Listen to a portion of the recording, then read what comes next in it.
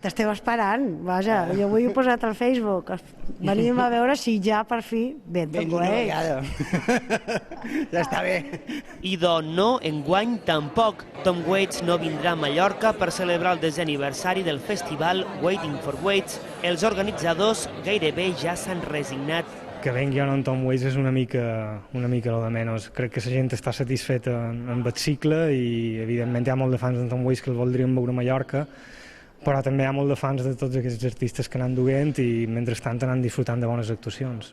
Actuacions com aquesta que anit va inaugurar el cicle, la del cantautor de Maryland, Bill Callahan. The leafless tree looks like a brain. The birds within were all the thoughts and desires within. Amb una veu greu i profunda van dur als espectadors al seu planeta introspectiu. Era la primera cita a la que seguirà Dinah Kurtz el 28 de febrer, entre d'altres concerts. Enguany tenim previst fer 4 dates.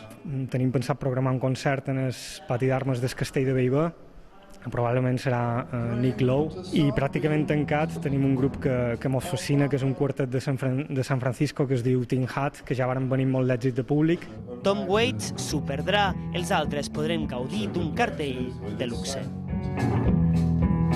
The softer thoughts, starlings, finches and wrens. The softer thoughts, they all took flight.